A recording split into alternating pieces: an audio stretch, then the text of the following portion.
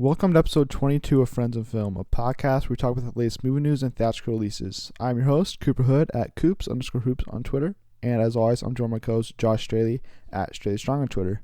If you've not done so already and are new to the show, you can follow or subscribe to the podcast on Twitter, Facebook, SoundCloud, iTunes, and YouTube by simply searching Friends and Film. Josh, it's Memorial Day weekend. Yeah, do you have any big plans, Cooper?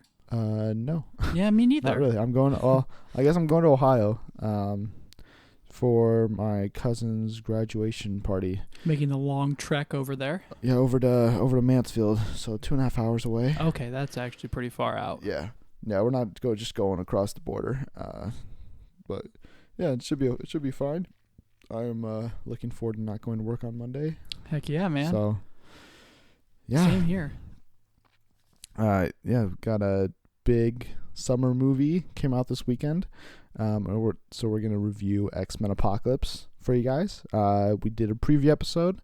Came out came out the morning of the midnight premiere. So hopefully you guys check that out. See whether or not we made some predictions, whether or not those came true. Some of them did, some of them didn't. I think you hit the nail right on the head. I will brag a little bit during our review at some point. But before we get to that, we're going to talk about some of the biggest news stories that broke throughout the week. If you want to go straight to our review, just skip forward about halfway through the episode. And once again, I'll try to put a timestamp in the podcast. I keep forgetting to do it, but I will try my hardest to do it. But if you're watching on YouTube, there's a pop on your screen, and it'll be there up until the review starts. You can just click that anytime and skip ahead. So if you're just here for the review, you can do that. But hopefully you'll stick around and listen to us talk about some news. Yeah, some great stories coming your way. So here we go. Yeah, we'll start with the flyby. And Lionsgate is going to put out the first Power Rangers movie next year. But apparently they have much bigger plans than that, because in a conference call with board members and stuff, they said that they're planning to make 5, 6, or 7 of them. What? Yeah. It's a bold plan. Yeah, it's one thing to, look ahead a little bit at maybe a trilogy if things go well, but this is a full-blown saga. Yeah. Wow. Yeah, you don't really announce that many movies at once for a new franchise. No. But I mean, it reminded me instantly when I saw the quote of LeBron James, like that somebody asked the executives, so how many Power Rangers movies are you making? Not 1, not 2, not 3, not 4, not 5, not 6, not 7, not 8, not 9, and he just keeps going. So what you're saying is we're going to get 2, and then the rights are going to be sold to another company to try to make a third. Maybe. I mean, get 6 movies if you count finals appearances. Get 6 straight, 6 in 6 in 6 years. Sure. Congrats, LeBron. Yeah, in the finals. Yeah. Oklahoma City or the Warriors. Who do you think will ultimately end up there? Just because they're up 3-2 at the time of this recording, they could win the series tonight. Mm-hmm. I'm gonna have to go with the Thunder. That'll be fun to see Durant and LeBron go at it again for the second time. Do you like that idea though? 6, 7 Power Ranger movies? I'd have to see the first one. Yeah, it'd be like if they announced, I don't even know what else, some other franchise that, If they came out, a studio came out today and was like, we're gonna make 8 Pokemon movies. Like, what about the first one? Like, true. Let's get a starting point. See if people like it. If they do, then I'd be all on board for 5, 6, or 7 of them if they're good. We also we talked a couple weeks ago about Dylan O'Brien's injury on the set of Maze Runner: The Death Cure. And how it could potentially push the movie back. And Fox made that official this week by pushing it back almost a full year to its new release date, January 12th, 2018. It really sucks to see happen. I mean, movies get pushed back all the time, but this one being centered around O'Brien's injury is awful. Yeah. As long as he's healthy for it, that's good. The release date is a little concerning. That they'll be the second week of the year, and they'll be putting out the final installment of their franchise. I think. I don't think they're splitting it into 2 parts. No. So we'll see. I've enjoyed the first 2 Maze Runner films. Dylan O'Brien's really good. And we'll talk about him in a little bit because a trailer for one of his upcoming movies came out this week. But first, we got our first teaser for Beauty and the Beast. And this was the definition of a teaser. Yeah, absolutely. What is it? 2 shots of like actual probably film footage. Yeah, maybe. And then just a lot of like time lapse videos, basically. Exactly. You get one clear look at Emma Watson, taking a glance at the rose, and that's about it. Yeah, but I mean, overall, it's intriguing. You get to hear Ewan McGregor and Ian McKellen talk, do a little bit of voiceover, and I like how the castle looks. It looks super creepy and old, like nobody's there. I want to see what Beast looks like. That's going to be the biggest thing, I think. Yeah. But I mean, it definitely intrigues me. And like this movie or this teaser, it crushed online because it beat the first Star Wars teaser in terms of first 24-hour viewings.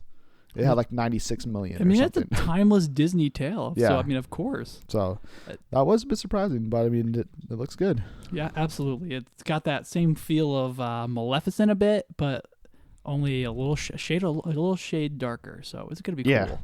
Yeah. It should be very good. Great cast. Another great cast. Deepwater Horizon got its second trailer this week. It's Mark Wahlberg. The aforementioned Dylan O'Brien, Kurt Russell's in there.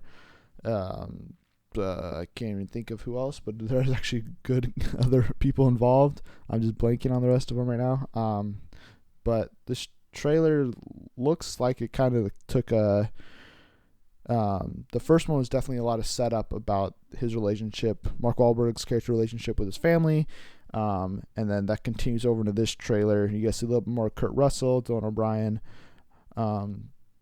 I am a little concerned, not since I don't know how the real events play out and stuff. Besides that, there's like 12 or 14 people who died or something like that in the accident. I don't really know how the events play out, but I think we saw one of the final shots of the movie in the trailer. Yeah. So I was like, I don't need to see that. I was already sold, but it comes out in a couple of months. I'm looking forward to it. Yeah, totally. We also saw, I mean, looks like it's got a little bit of a spin to it. With one of the characters, he looked like he was a part of the corporation. He was kind of going on about making money or something like that. So it looks like they're definitely going to take a stand, or it's going to have a message to it, I think, near the end of it. Kate Hudson, the other actor that's in there. That's really great. So like you said, 2 months, something like that. Yeah, and I'll be there day one. Yeah. The director and Wahlberg previously did Lone Survivor together. I love that movie. So hopefully that looks like that's going to carry over in Deepwater Horizon. I'm sure we'll review it when the time comes. But a movie that comes out next year is the next installment in the Nolan verse. Not really, but it's just the next Christopher Nolan movie. Totally. One of the best directors, if not the best director in the business right now. And his next movie, Dunkirk, has already been announced. And it started production this week. We got some set photos, but we're going to focus on the official cast was announced, as well as the synopsis. The synopsis reads, Dunkirk opens at hundreds of thousands of British and Allied troops are surrounded by enemy forces. Trapped on the beach with their backs to the sea, they face an impossible situation as the enemy closes in. Snap. Yeah. Ooh. So I get a real, just from the synopsis and this, the couple of photos that were released, I get a real Saving Private Ryan type feel. Yeah, exactly. The cast is great. The lead, I have no idea who he is. Fionn Whitehead. He's a brand new guy in Hollywood. I don't think he's done anything before, but he's done like a couple episodes of a television show. Sure. So like, but Yeah. I mean, if Christopher Nolan's gonna put you in the lead, I'm sure this kid's gonna be blowing up like this time next year.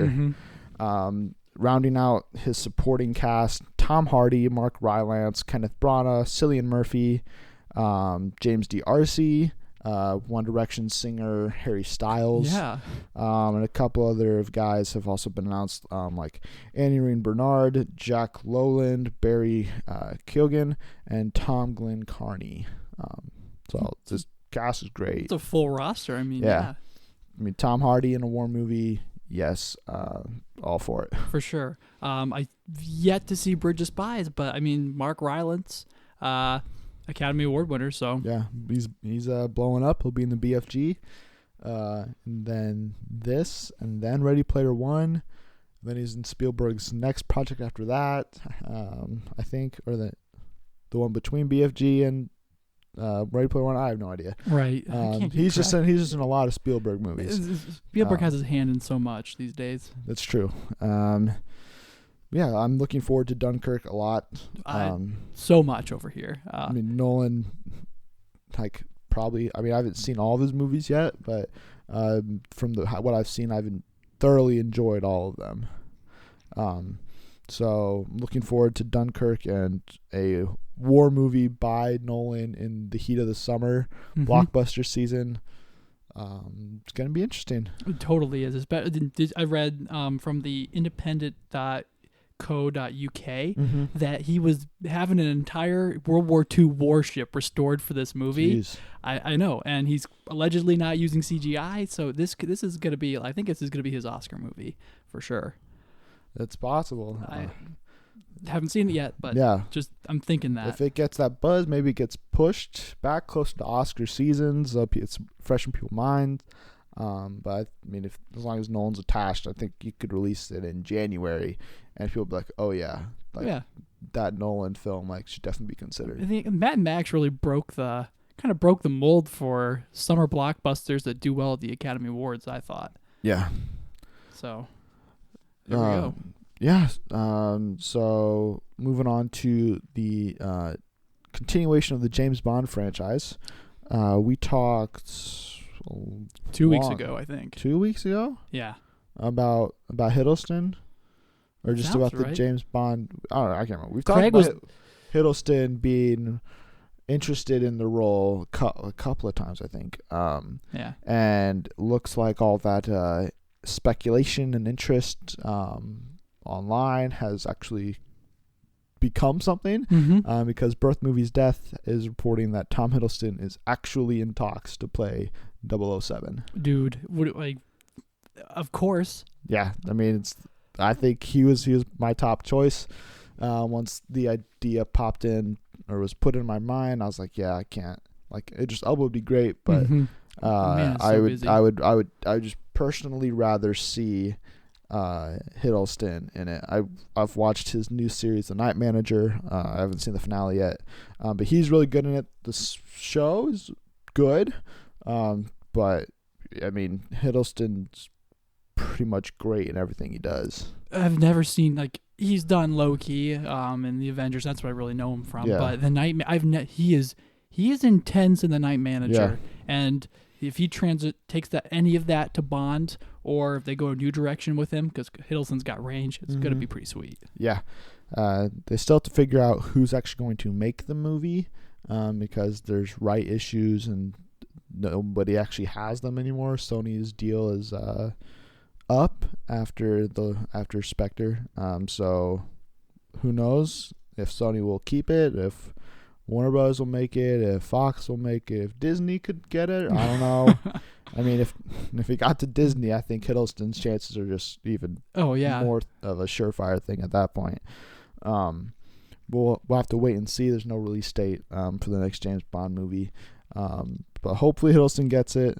There are also reports that Jamie Bell was approached for it. I was like, I don't know. It's not as enticing as Hiddleston or no Idris Elba per se. There was probably a handful of other actors I'd rather take before Jamie Bell. Nothing against him. Right. He's just not Bond in my mind. We're going to talk, moved into the superhero portion of the show now. Okay. And last week we talked about how Margot Robbie pitched a Harley Quinn-led all-female villain movie type thing for DC.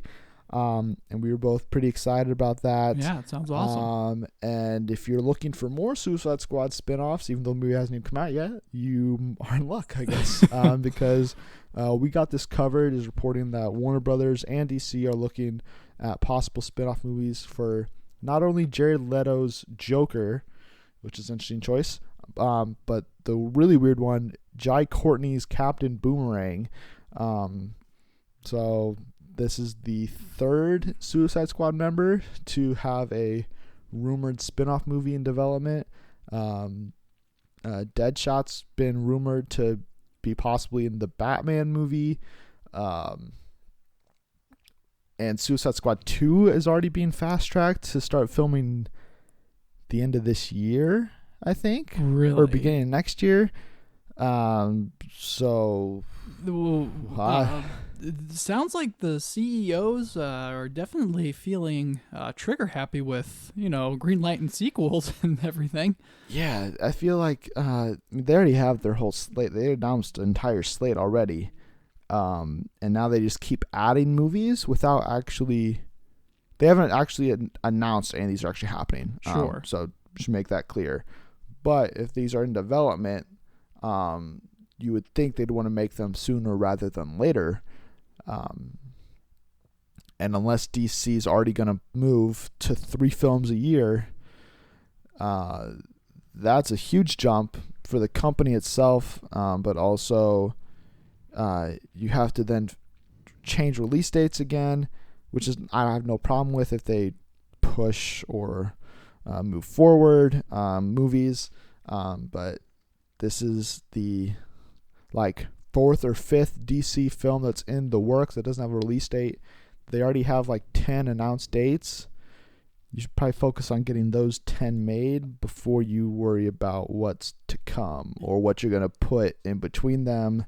I don't know. Forgive the pun, but it's going to be a marvel in film, film, editing and creating if they can get out 14 alleged films here. Yeah, something like that. All before 2019 or 2020.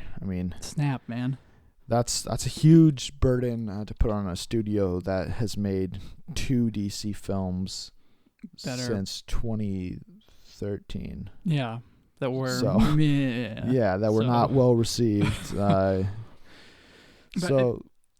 It's all based off of Suicide Squad, though. Yeah. At least these are. Does that give you hope about how that movie is going to be? Come on, I still have faith that Suicide Squad will actually be good and be the real jumpstart to the DCEU. But if it is, then I'd probably want to see another Suicide Squad movie. And not have all these characters have solo movies where, I would be interested to see a Harley Quinn led film, Captain Boomerang movie led by Jai Courtney. I haven't seen the movie, but that idea does not excite me. And a Jared Leto Joker solo movie. How would that work? Yeah, I just don't know how conceptually you'd get an audience to be interested in that, because you can't root for the Joker. If you make the Joker sympathetic, then kind of ruin him. He's just this crazy mad guy. Mm-hmm. And if you try to make him the hero or something, then it's well, what are we doing? Right. Villain-based movies don't come off really well. And yeah. I don't think has there been one? I have no idea. So all right. It would be a way to try something new. That's what Suicide Squad is based. They're all villains, but they're also all kind of anti-heroes by the end of it. Yeah, but they're doing good by being bad. Yeah. So, I don't know.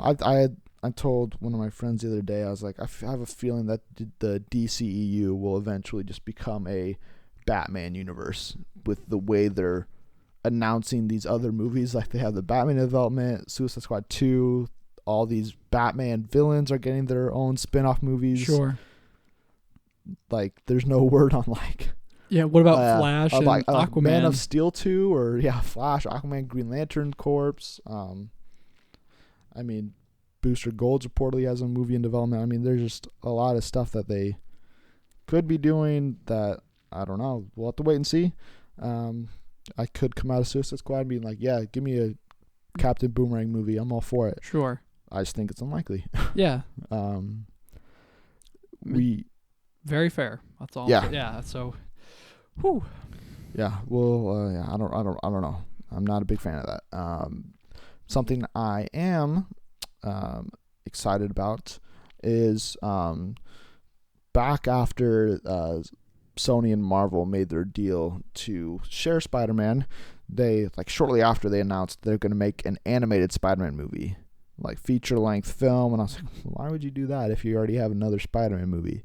But according to Heroic Hollywood, the reason they're going to be doing an animated version is because they're going to have it centered around Miles Morales, the half Hispanic, half African American version of Spider-Man from the comics, who takes up the mantle after Peter dies. And based on how the MCU looks like it's going to be going, there's not really, unfortunately, a room for Miles. But there's a lot of fans that want to see him on the big screen. So an animated movie where he can actually have a crazy adventure and get more people to know about him, I think is the smart idea besides doubling up on Peter Parker. Yeah, totally. And then, I mean, if the MCU, extends itself into 2030 or whatever the case may be, and maybe they could even use that as a springboard to introduce the next generation Spider-Man or something, something like that. But I think it's super cool that they're doing it. Yeah.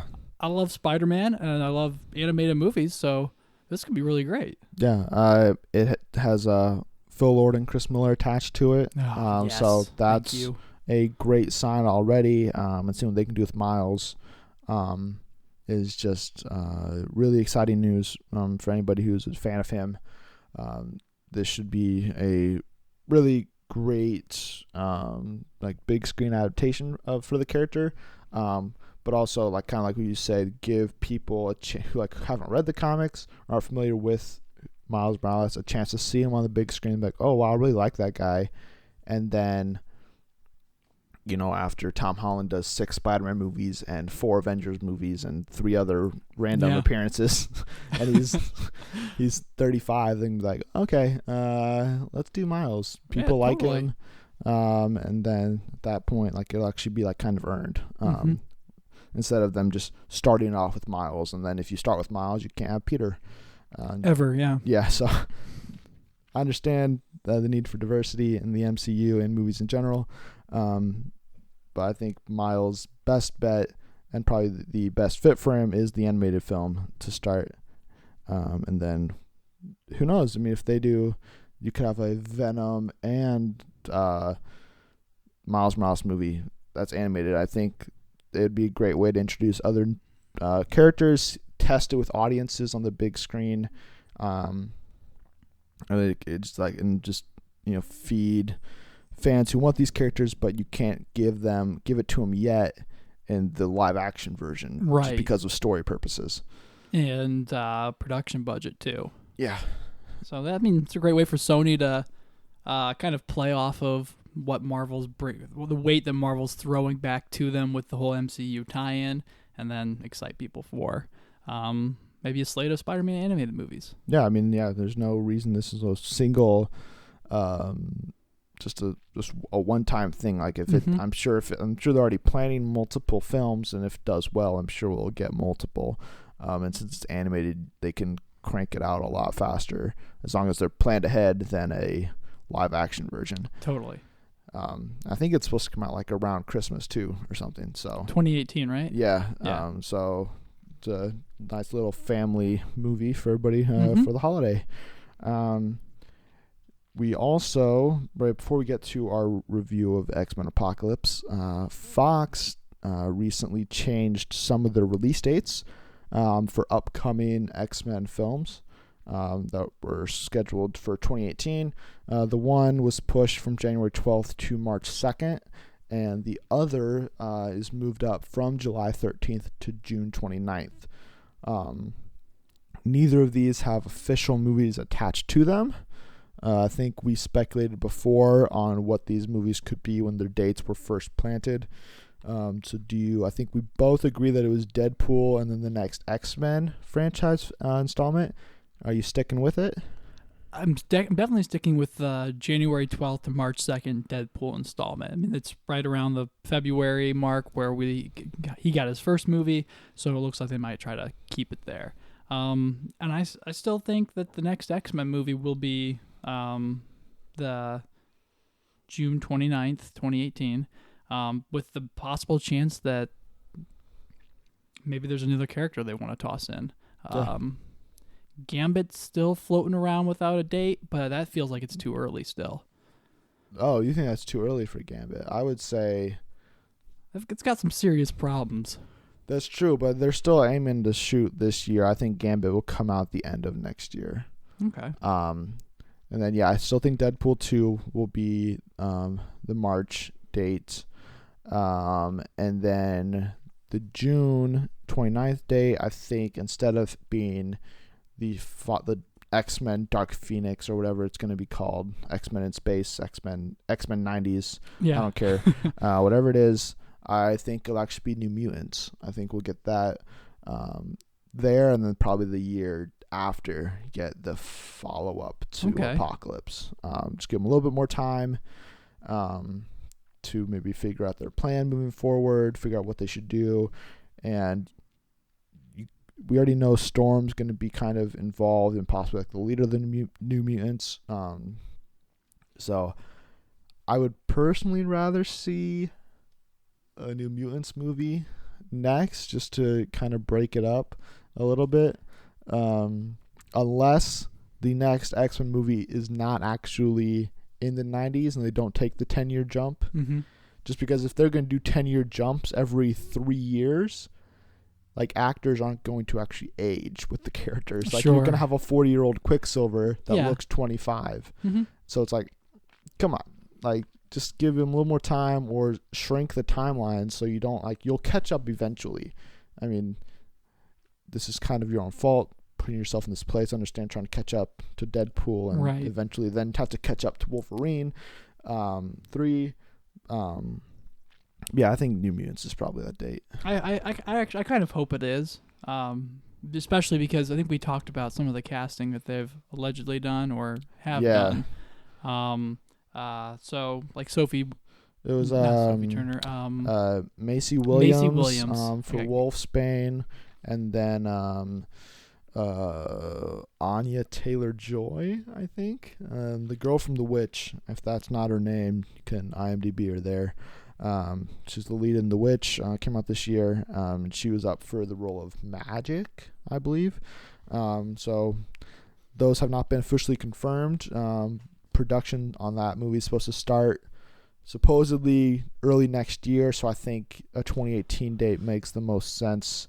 So I think it just kind of lines up with the rate of how Fox should be able to make this production work. That's the logical date for that movie. That's it for the news. We do have one more piece of news, but we're going to save it for the end of the Apocalypse review because it has to deal with kind of the post-credit scene, and Wolverine's appearance in the film. And I mean, it's about Wolverine 3. And the villains. So we'll talk about that at the end of our review. But we're going to now actually do the review. X-Men Apocalypse came out this week. We'll start doing non-spoiler thoughts. Going into it, you thought it would be a high of a 3.5, low of a 2.5. Yeah. I was hoping for a 4, and didn't get there for me. I'll just say what Jean Grey says in the film: the third movie is always the worst. And unfortunately, it's true. I mean, they might have been making that joke about X-Men: The Last Stand, or in the movie they're referencing Empire Strikes Back. Return of the Jedi. Return of the Jedi, yeah, sorry.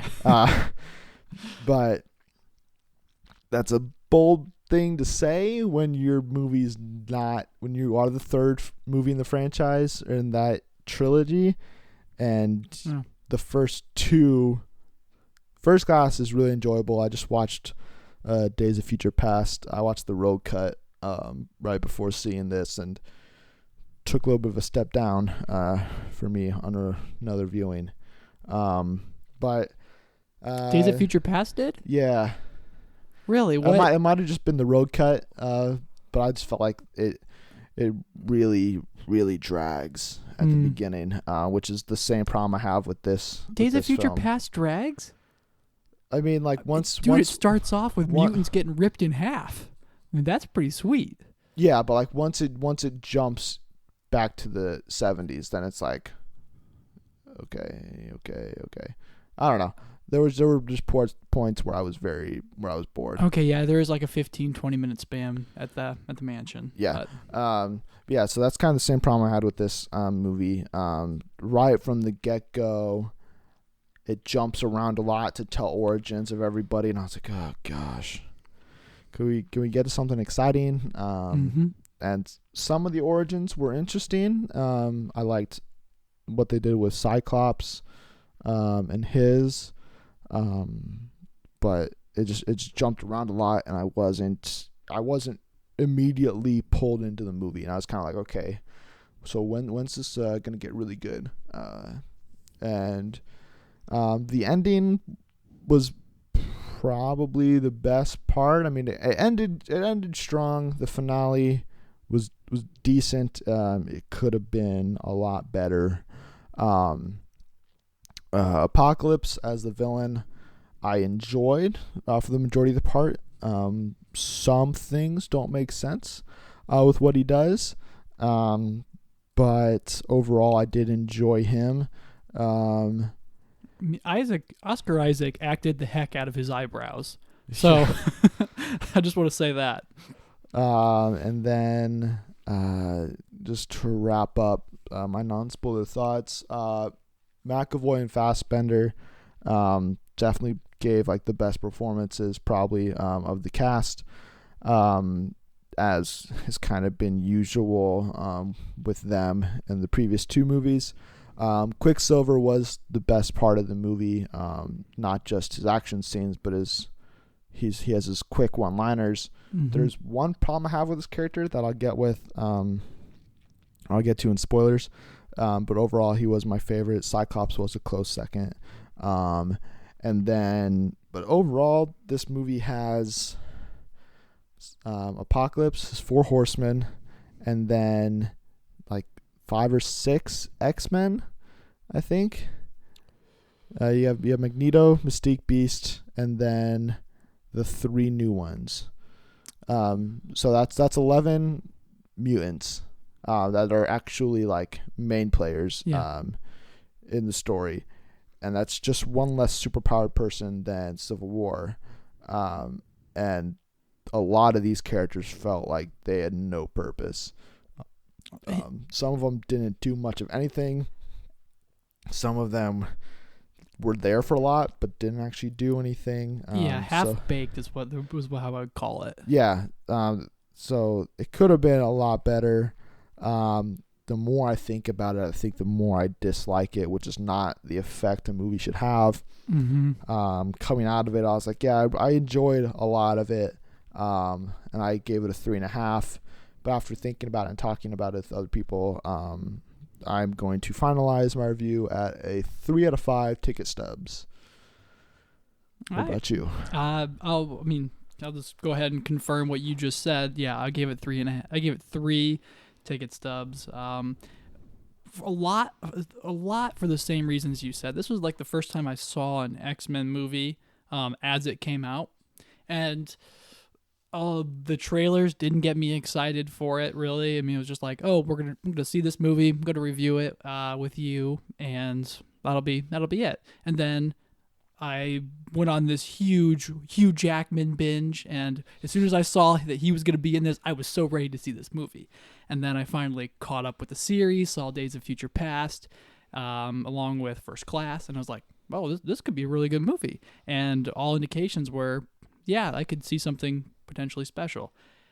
And in every category that I had expectations for, it missed the mark. Mm-hmm. Story was worse than I thought, and that's what I was expecting to be bad. The action, when it was there, it was good, but I can only think of maybe 3 or 4 sequences throughout the entire movie that had something substantive. Yeah. And so that was all. I was like, well, and some of them are like just so what? out of place almost. Yeah, exactly. Well, yeah. So that's kind of how it's all fell out for me. But there were some things that propped it up. Like you said, the acting from everyone was on point. It had certain emotional factors from the cast, from the characters, that I thought added a decent layer to it, especially with Cyclops and his relationship with Jean Grey and his brother, Havoc. So that was great. Oscar Isaac was the part that I just couldn't get over. You get a guy who's come off of 2 awesome movies, and you suit him up in this huge thing where he can only move his eyes and his eyebrows. And it's just like, he did a good job. His voice and his eyebrows were awesome. But it's like, I felt like that was a waste. Mm-hmm. So I think that's as far as I can go without really getting into spoilers. Into it? Yeah. Before we get into a lot of the main discussion that happened about the movie, after I saw it, I saw a tweet from Devin Faraci of Birth Movies Death, and he put out he hated the movie. Okay. And he did a review that I agree with a lot of, or pretty much all about what he said. But I still ended up enjoying the film. And that was kind of the big difference between our opinions, I guess. But he tweeted out, he's like, after seeing Apocalypse, it makes me really sad that I kept hearing how much Disney wanted Oscar Isaac for Doctor Strange. I was like, oh my gosh. I would take that over Benedict. I would I think Benedict is gonna kill it. But Isaac's probably a decade younger than Cumberbatch, and just with his name, Benedict Cumberbatch is a huge name in Hollywood right now. But Oscar Isaac's definitely on the rise, and him having his own franchise, Doctor Strange, would have been awesome. Oh, totally. Doctor Strange will still be great, and I can't wait to see it. It's going to be the inception of Marvel movies, and I think that's going to be sweet. Yeah. We're not going to talk about more. I love Sherlock, by the way. Okay. I haven't seen the Christmas special. It's on Netflix. It just came out, and I haven't watched it yet, but it's on my list. I know what I'm doing tonight. Yeah. So yeah, enough Cumberbatch. Okay, yeah. Doctor Strange Marvel talk. We'll spoilers. Go back to the Fox universe. Yeah. Do we talk spoilers now? Yep. Okay. Well, obviously the money making scene for me was Quicksilver's slow motion. Yep. It's his speed, but they perceive it as slow motion to him, and he reacts in his in natural speed. And it's the coolest thing I've ever seen a superhero movie do. Yeah. Hands down. They set it to Sweet Dreams because it's the 80s, so you can do that. And he just flies across the mansion as it's exploding, and he's just like, all right, move you here, and he just arranges everyone to safety. Yep. And it's fantastic. Yeah, it was that was really great to see, and even his part in the fight against Apocalypse, where he's just like, he goes, Apocalypse is slowed down and he's wailing on him. Then Apocalypse still like figures it out. Yeah. But it was just an enjoyable fight to see him actually fight somebody. Yeah, it's so cool because as soon as everything goes, like, it just slows down and comes to a stop, you're like, oh, he's coming. Here we go. It's so cool. Yeah.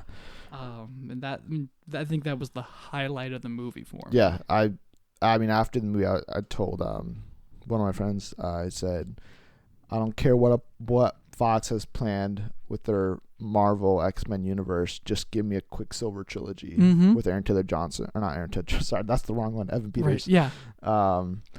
I think that would just be... I mean, he's a great side character, so maybe he wouldn't work as well as the lead. But I think if you throw at least two other people in there, you could get a really awesome Quicksilver movie. Put him in a lead role in New Mutants or something. I don't know. That'd be cool. Yeah, I mean, he's a part of the team at the end. So he's going to be around for the 7th X-Men franchise movie. He's not rumored to be any part of the New Mutants cast, but I would love to see him. I think really all of them should be part of the New Mutants. I agree. Because unless you do jump and you wait to do New Mutants until like 10 years from when the events of Apocalypse takes place, like all those characters are still young and they're not ready to be leaders yet. So having them be part of a team and see them do their first missions and stuff like First Class did, I think would be really great. That's probably not going to happen, unfortunately, and that makes me really sad. Because I want to see Jean Grey and Cyclops and Storm and Quicksilver and Nightcrawler grow up and become these legendary, the best X-Men that, I mean, that came exist. For Xavier. And sure. We're going to miss 10 years of that, maybe more, if they keep just jumping ahead with their timeline.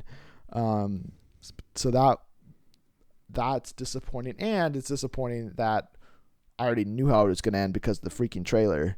They showed the shot, and I was like, I called it when the image was released. I was like, that's going to be the ending. I just know because they're all together. They're in new costumes. It's not shown in the trailer. And unless Apocalypse comes back or something, and then they have to fight him again, which would have been terrible. That's just dumb. Like you cannot do that in marketing. So it's because then just takes it out. It's like obviously Storm's going to become good at some point. I don't expect them to kill off any of them, but don't show me the shot at the end of all of them together, brand new costumes.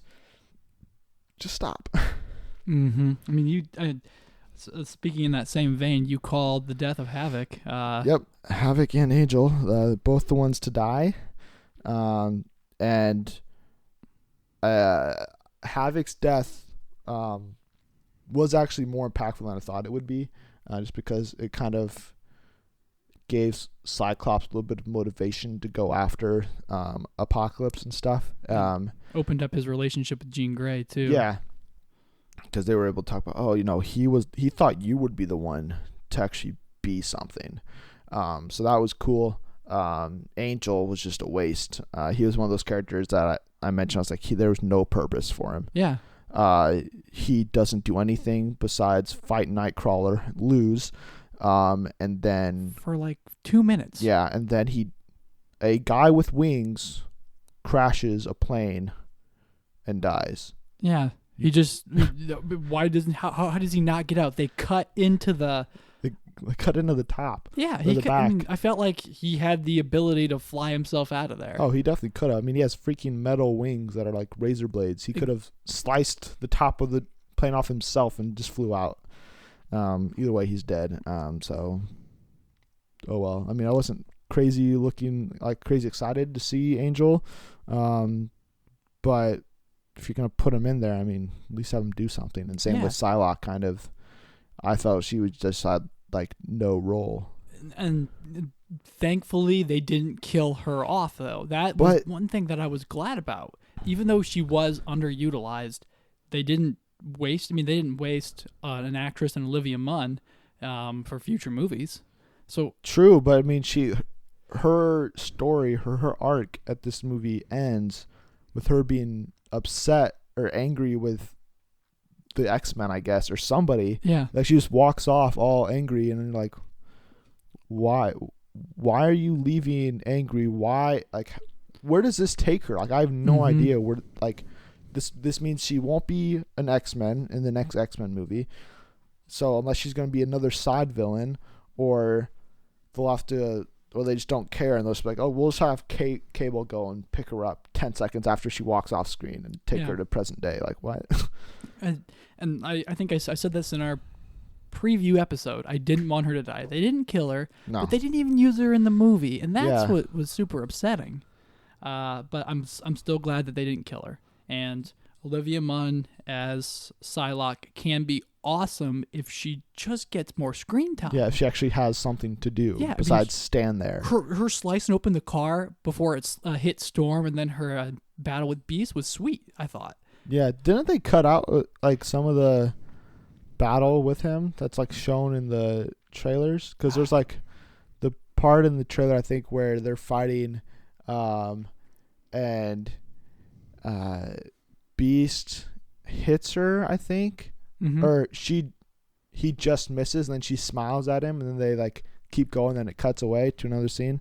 But I feel like there was like more to that fight, and for some reason, like I think it feels like they cut a lot of like Psylocke's role, which sucks. And that was one of the villains that I was looking forward to.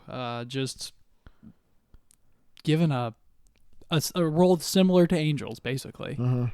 Shows up, does one cool thing, and then it's gone. Yeah.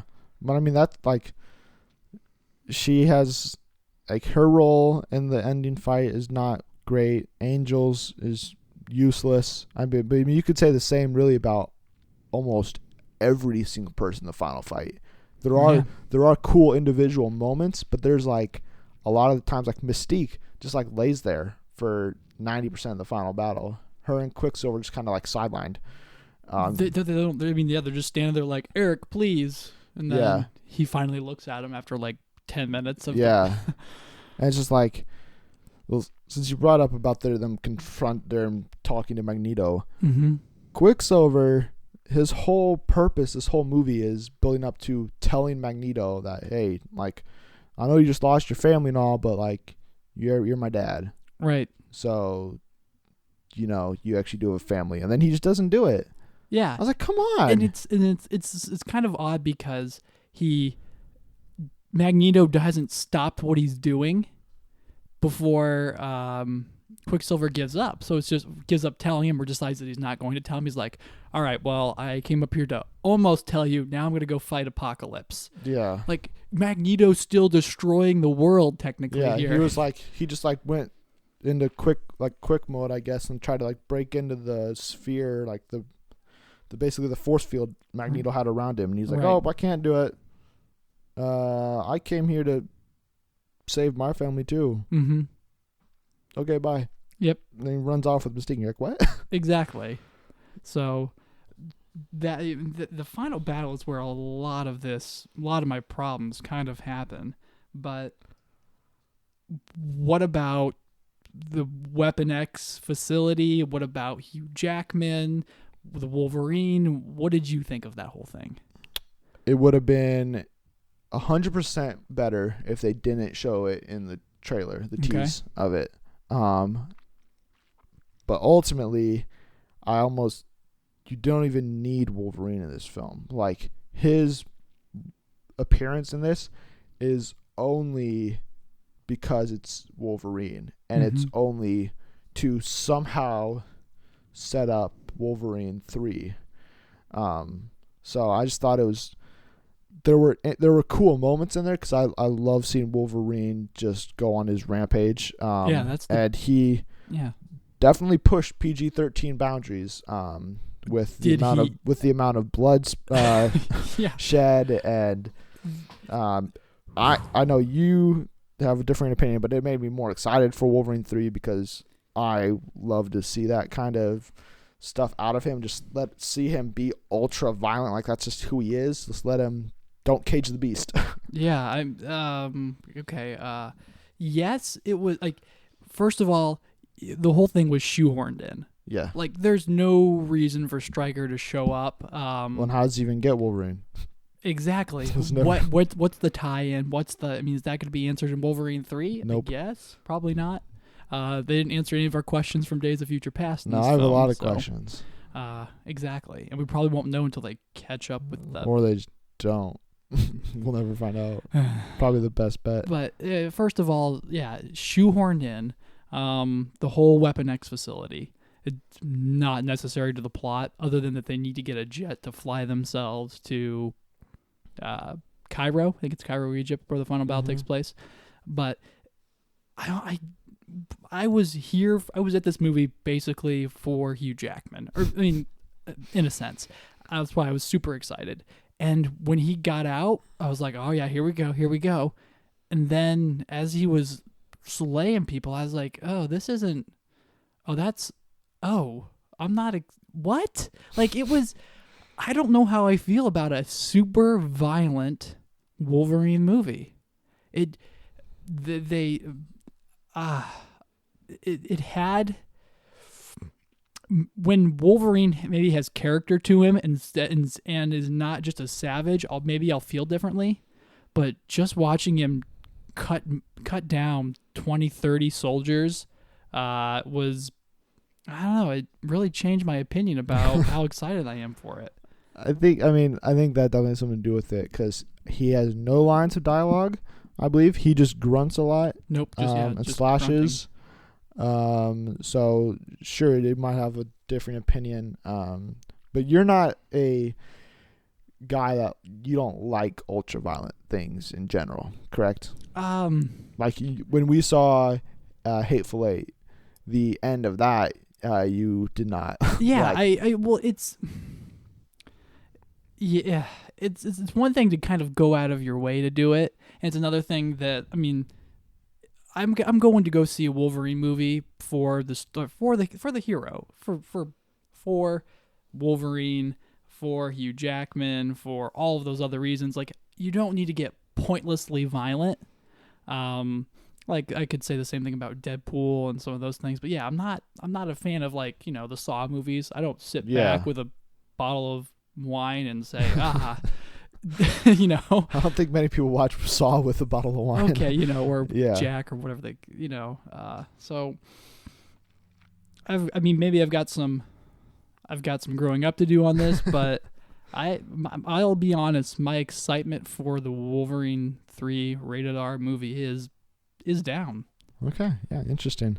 I'm gonna rattle off some of the questions that I had with the movie. I mean, we talked about how does Stryker get Wolverine? Why have they kept him locked up for 10 years? Like, did they just do Weapon X on him? What did it happen 5 years ago? Did it happen 10 years ago? Like, we don't know any of that stuff. Also, Apocalypse countless times throughout the film, he just disintegrates anything with, like, his mind. He disintegrates a gun, I believe, at one point. He takes particles of stuff and decapitates people with it. I think it was sand. Yeah. So he can turn anything into dust, and for some reason, like, if Apocalypse is ultra powerful, I would think he'd be able to disintegrate everything, because his whole mission was destroy all of technology and the buildings and cleanse the earth, because he didn't like the way that it had evolved from the what was it? It was like 3600 BC. Yeah, 3600 years, or I guess it'd be like 5,000 years. Right. That he was asleep. So he gets Magneto to do it because he's like, feel the earth. You'll be able to feel all the metal inside the dirt, and then you'll be able to destroy everything. But, like, you could have just done it yourself. Just been like, just crush everything. So it could have made his plan a lot simpler. He felt less powerful watching this movie. It's like, he needs all of their help, or else he can't do anything. Yeah, it's like he doesn't actually, like, do much besides order people around, which is, like, kind of his like presence at the beginning, which like you can understand just because, I mean, in like that world, he's so much more evolved than the rest of the world. Where Right. he first is like the king of Egypt and stuff.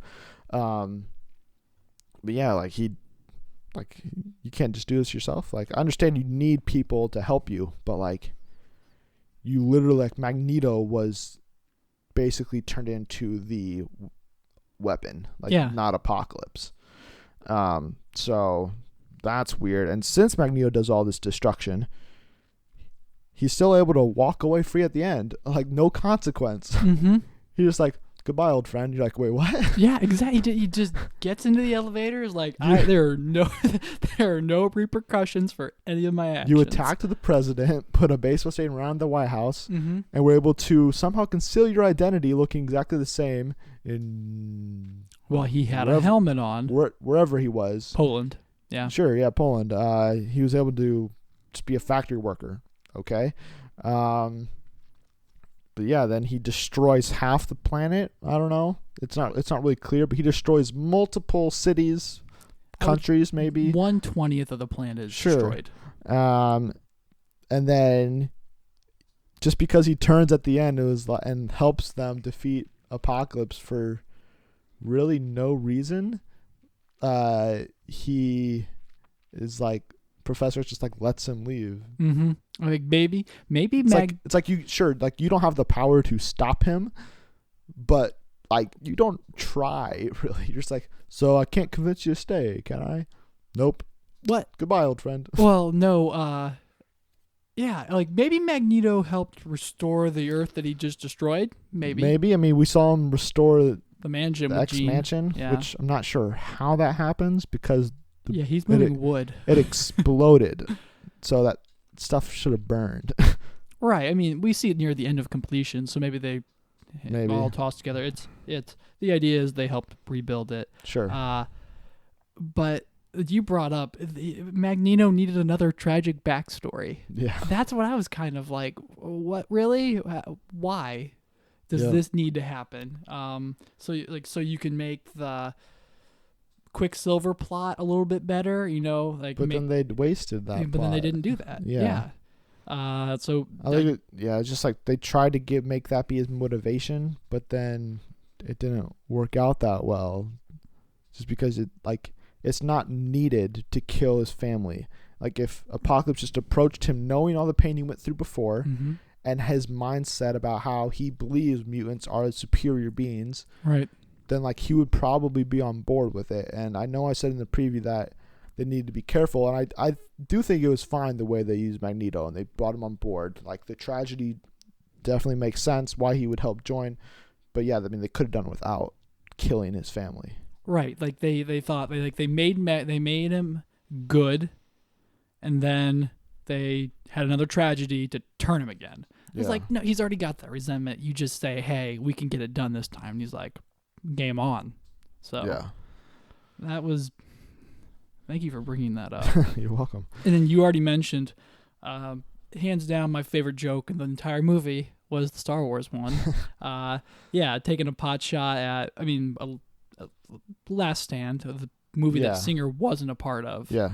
So, just veiling it in Return of the Jedi, Mm-hmm. which was pretty clever. And I also disagree. I think Return of the Jedi is the second best Star Wars film in the original trilogy. Yeah, that's why I was like, oh, is that the consensus? Like that's what I personally think. Like I think it's my third favorite of the original trilogy. Sure. But I thought a lot of people thought New Hope was the third best.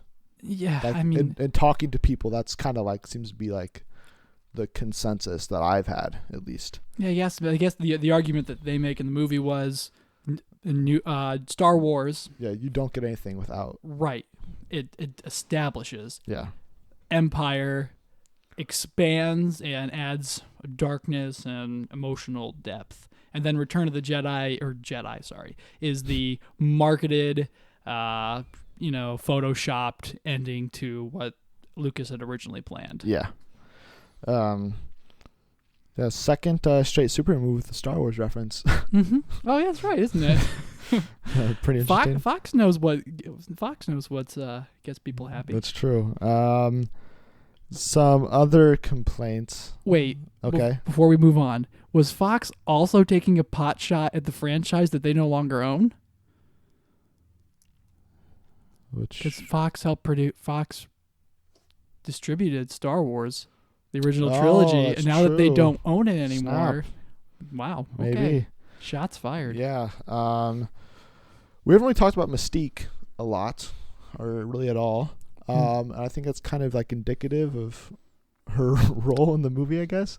Like she has this big role, but she's super reluctant to be there in the first place. A lot of people have said Jennifer Lawrence just mails this in and just has, like, you can just tell she has no desire to be in this franchise anymore.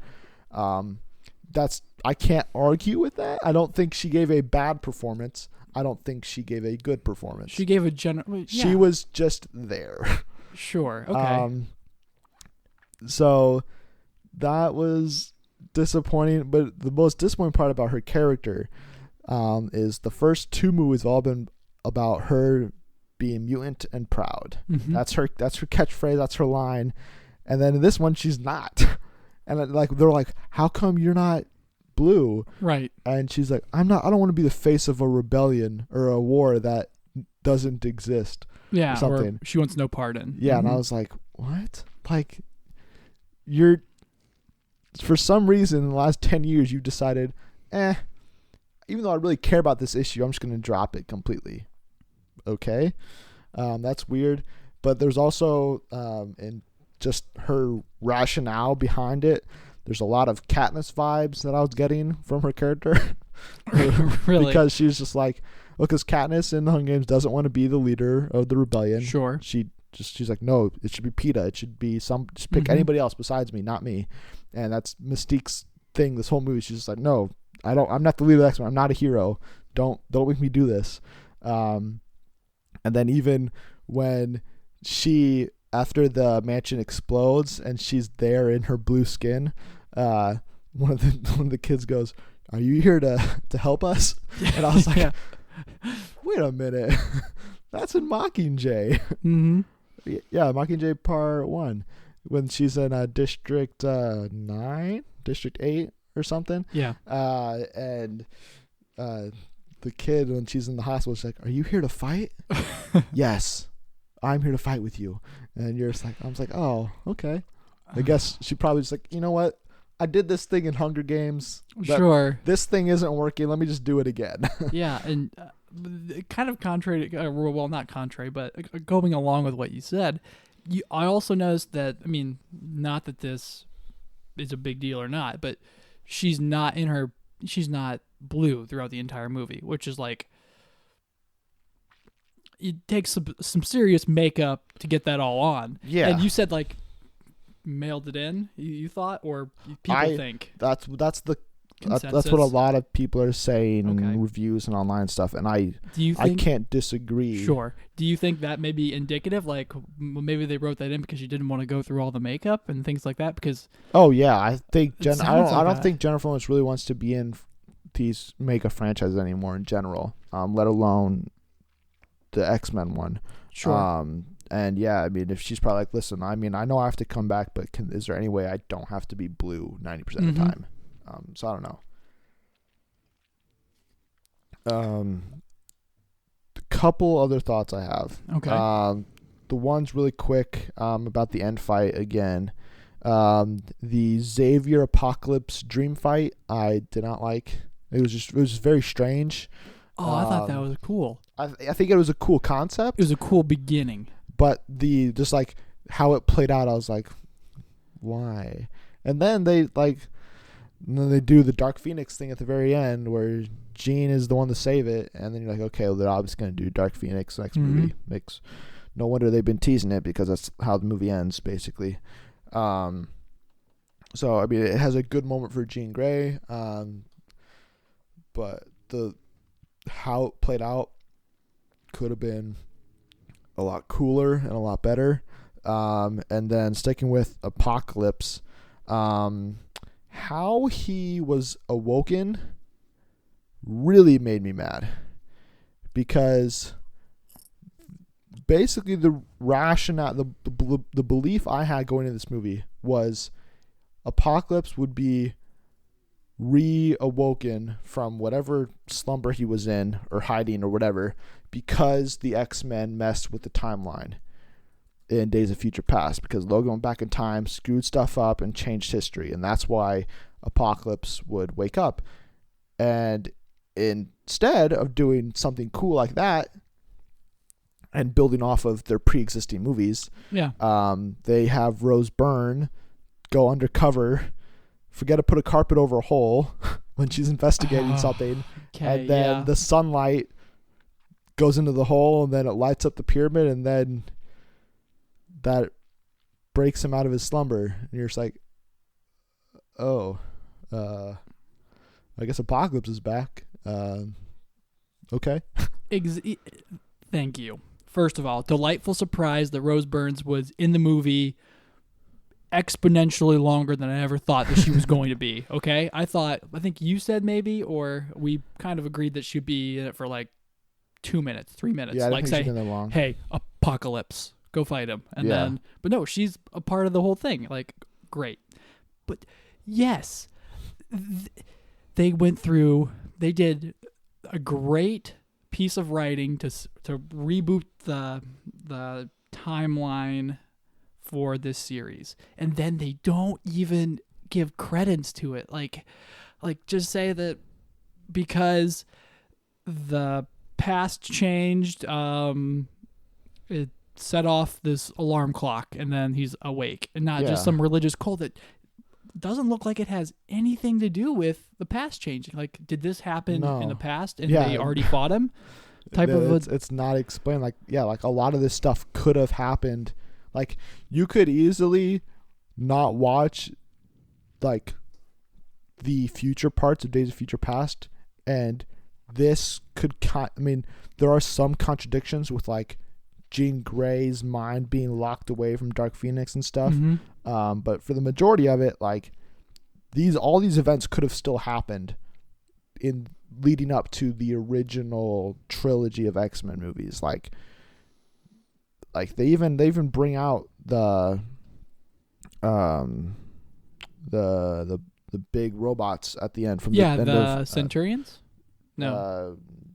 Whatever they are, they bring those. They bring those back into the Danger Room for the final fight, and then they use the same robots or an upgraded version of them to fight in X3 at the very beginning.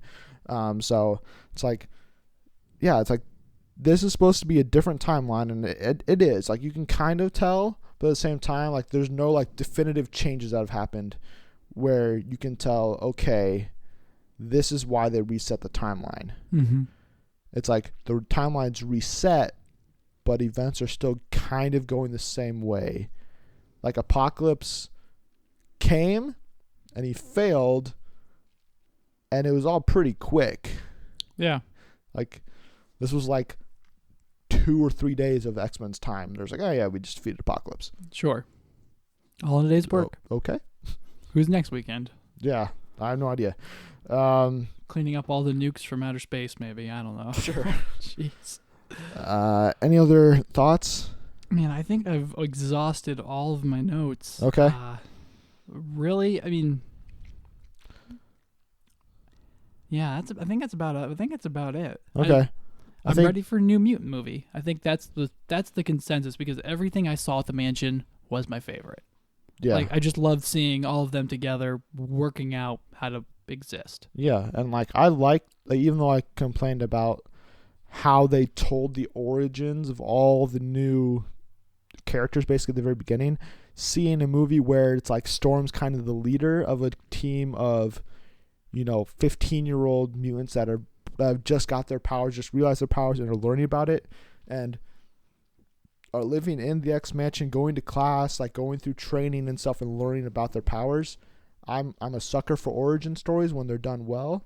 Mm-hmm. So I think New Mutants would be a really nice, kind of like First Class was just a shot in the arm, and just like, wow, like, yeah, X-Men's back. I think New Mutants can kind of be the same thing and get you ready for the next X-Men movie where the New Mutants can then pop up for various sized roles. And even though it would kind of make sense to tease the New Mutants or something like that in the post-credit scene, they didn't. They ended with a shot of a company called Essex Corp going into the Weapon X program, taking Wolverine's blood and leaving. And this comes a couple of days after Nerdist. This is our final segment of the show. Just one last news topic. Nerdist reported that in Wolverine 3, the villains would be these cybernetically enhanced beings called Reavers.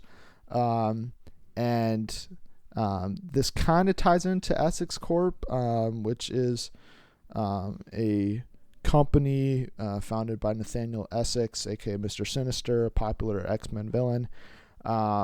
Basically, the addition of the Reavers allows them to bring back anybody as a cybernetic, as a robot version of anybody. Robot basically. Clone. Sure. Sound fair? So like they could do I'm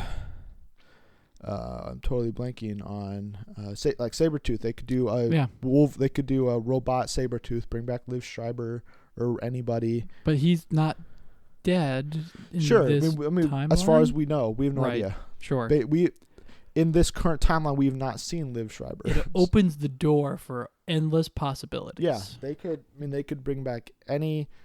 I'd love to see basically any villain that Wolverine's ever fought in the X-Men, whether it is in the new canon or old canon. Just put them in the movie and just have them be robot versions, same actors. Yeah. Even if for a scene, just have them just have to get through them, and just have it be Wolverine going through whatever post-apocalyptic or future world he's in, and just has to continuously mow down all these villains who, for him, could be brand new, but for us, we're like, oh yeah, like they were in like X2 or X3 or for sure. Origins or Wolverine or whatever. So I think the Reavers are an interesting possibility for the villain, as long as they actually like do something cool with it and not just make like a bunch of brand new villains that we've never seen before. Yeah, don't make it a head nod. Make it a real thing. Take it, deliver it to its fullest extent. Not just a thing for the fans or whatever, like a wink or a nod. Yeah, definitely don't just have like Liv Schreiber like sitting in a bar and just like as a quick like patch, like wait, what? Mm-hmm. Wait, like why isn't Liv Schreiber? Why are they fighting? Yeah, exactly. like make it actually be worthwhile. Or don't make the end result like I'm working on building clone robot mutants, not actually manufacturing them and throwing them at Wolverine. Yeah, definitely. So we'll see how that plays out. Wolverine 3 is filming now. Comes out early next year. But that's going to be the end of this episode. During our time away, be sure to tell us your thoughts on everything we covered by tweeting us at Friends and Film. We receive updates on the podcast, movie news, and more. You can follow me personally on Twitter at Coops_Hoops. And you can follow me, Josh, at Straley Strong. And if you're listening to us on YouTube, SoundCloud, or iTunes, please subscribe, like, share, give us a thumbs up. And if you've liked what you heard and would like to be kind of the show, head over to iTunes, give us a 5-star review, leave us feedback on what we can improve on, topics you'd like to see or not see as much, any suggestions are welcome. But thanks again for tuning into the Friends of Film podcast. Josh? Internet, thank you for stopping by. And we are currently unsure what we're going to do for the next episode. So let us know what we should do, what you want us to see us talk about. Teenage Mutant Ninja Turtles Out of the Shadows comes out next week. Should we review that? Let us know. Should we do a throwback review? Let us know. Should you guys submit questions and we answer those for 30 minutes? That would be awesome. Just give us your ideas on what we should do, and we'll have it figured out by Wednesday or Thursday. As long as you guys, whether or not you guys give us feedback, we'll have a plan set out for Thursday. So tell us what we should do for the next episode. And before we do, watch some new movies before we return for our 23rd episode.